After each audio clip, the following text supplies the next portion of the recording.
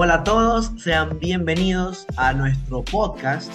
El día de hoy vamos a conversar sobre un tema que muchas veces es pasado por alto, pero que puede tener consecuencias realmente graves, como por ejemplo el conducir bajo los efectos del alcohol. Nosotros somos estudiantes de criminalística de la Universidad de Cotec, conformados por Cedeño Bruno, Echeverría Lía, Fierro Dayana, León Ángel, Payaroso Ariana, Pazmiño Jeremy, Reynoso Anaí y quien les habla, Vasco Paulo.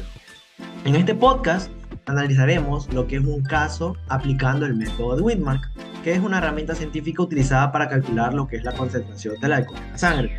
Pero más allá del cálculo, queremos también reflexionar sobre las decisiones humanas que pueden marcar la diferencia entre lo que sería volver a casa o no.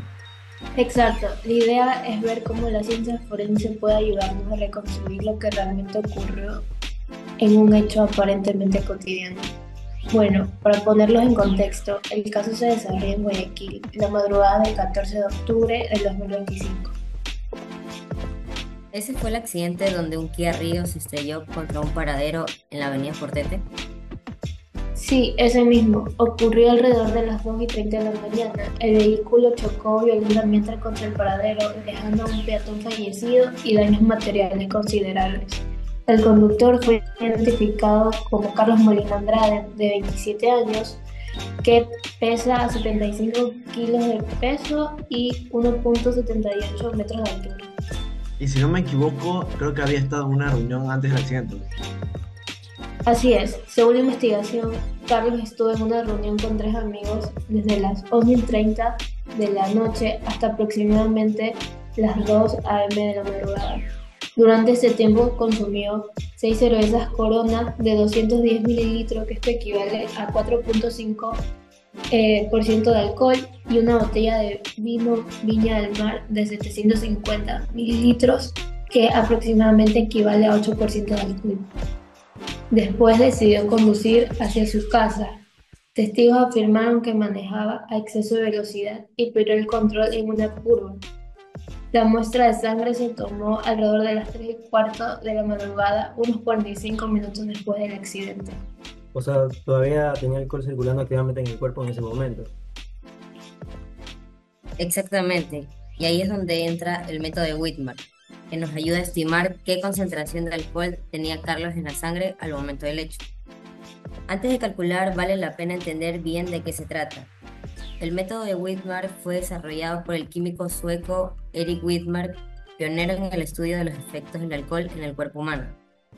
Su fórmula permite estimar la concentración de alcohol en la sangre con base en cuánto se bebió, el peso de la persona y su sexo biológico, ya que la distribución del alcohol es diferente en hombres y mujeres.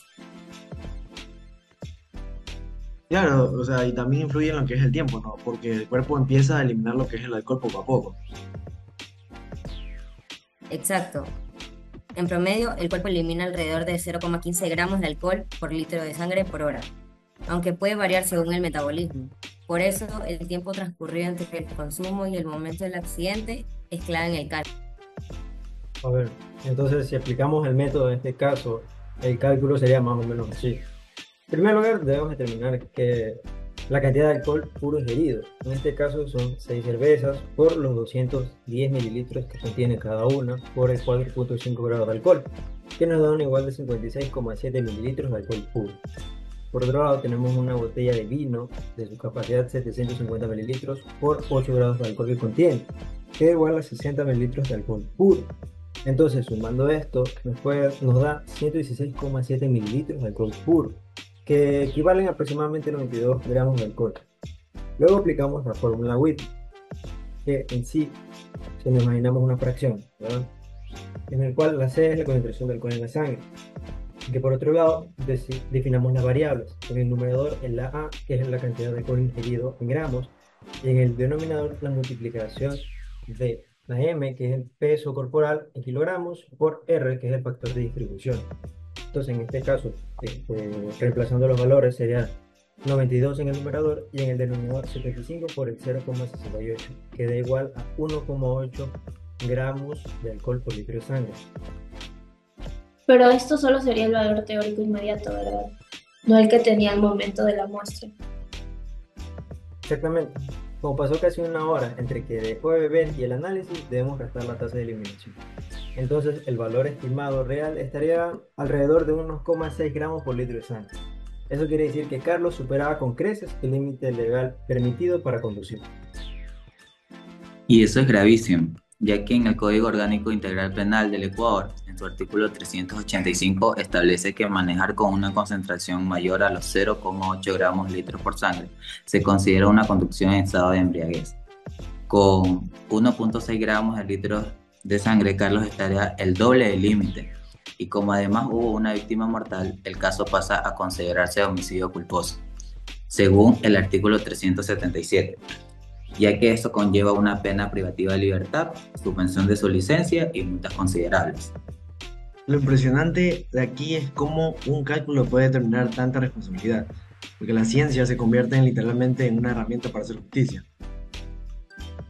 Sí, exacto, porque sin un método como el de Whitmar sería difícil demostrar si alguien está realmente bajo los efectos del alcohol o no. Este tipo de análisis le da sustento técnico al informe pericial y al proceso judicial. La verdad que es impactante. Yo, si estuviera en el lugar de Carlos, no hubiera manejado. Y no lo digo por las consecuencias legales, sino por el hecho de que hay vidas ahí en juego. A veces uno piensa que fueron solo unos tragos, pero no se da cuenta de cómo el alcohol afecta los reflejos, la visión periférica y el tiempo de reacción. Y esto es suficiente para que una curva cualquiera se convierta en una tragedia. Totalmente. A mí me pasó algo parecido con unos amigos. Una noche, después de una reunión, uno de ellos dijo, tranquilos, yo manejo, solo tomé una cerveza. Y terminamos en un susto terrible. Desde ahí entendí que no necesitas estar ebrio para perder el control. Una mínima cantidad ya altera tu percepción del espacio y la distancia. Claro, y además hay algo que pocos saben, que es que no todos metabolizamos el alcohol igual. Factores como el sexo, la masa corporal o si comiste algo antes influyen bastante.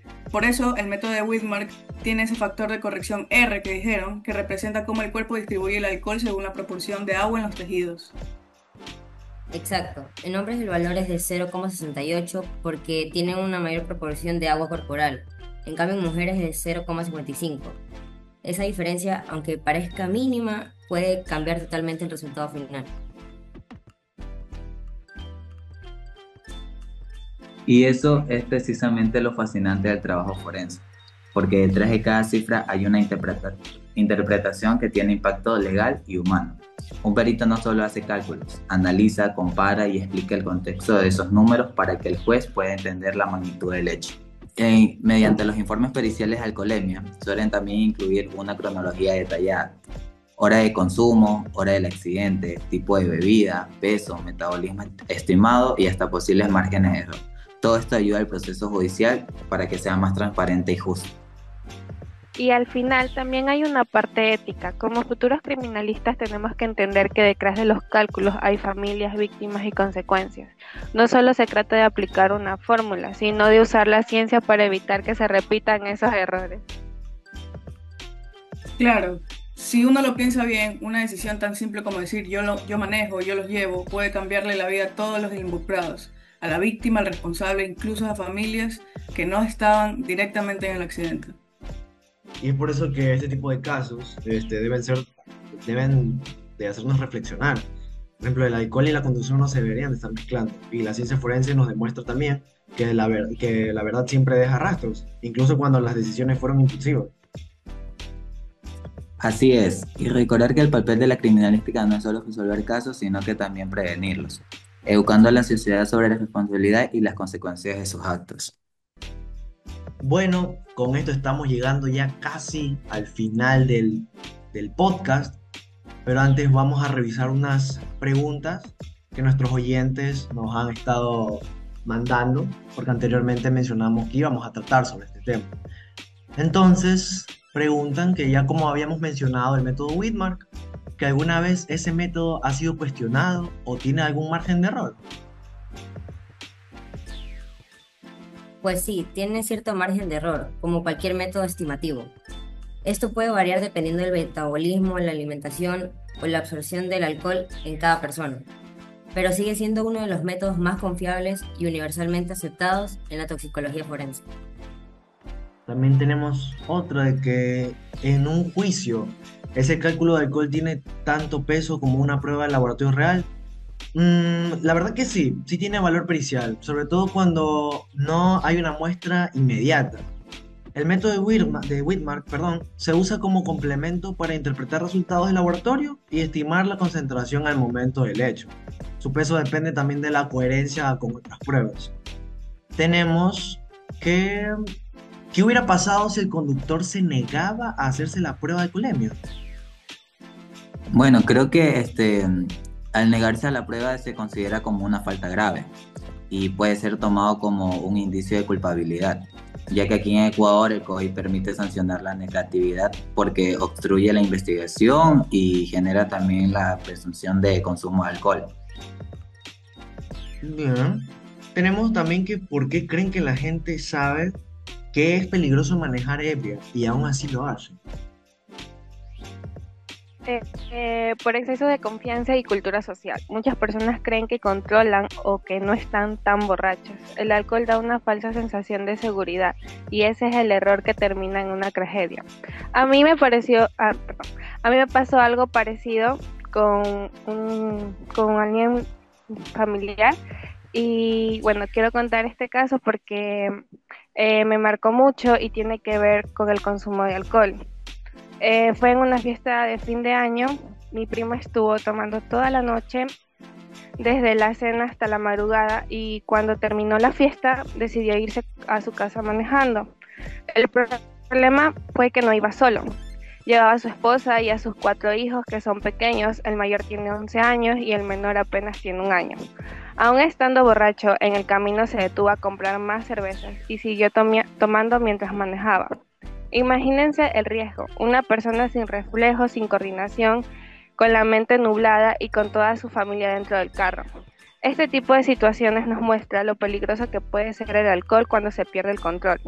No solo afecta al que lo consume, sino también pone en peligro a los que más queremos. A veces pensamos que podemos manejar solo un poco tomados, pero en realidad el alcohol cambia completamente nuestra percepción y nuestras decisiones. Este es un caso que me hizo reflexionar mucho sobre todo la responsabilidad y las consecuencias que puede traer el alcohol.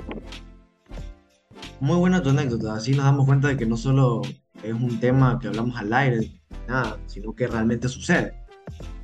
Entonces, dicen, ustedes dijeron que el alcohol se distribuye se distribuye distinto según el cuerpo. ¿Eso también cambia con la edad o el metabolismo?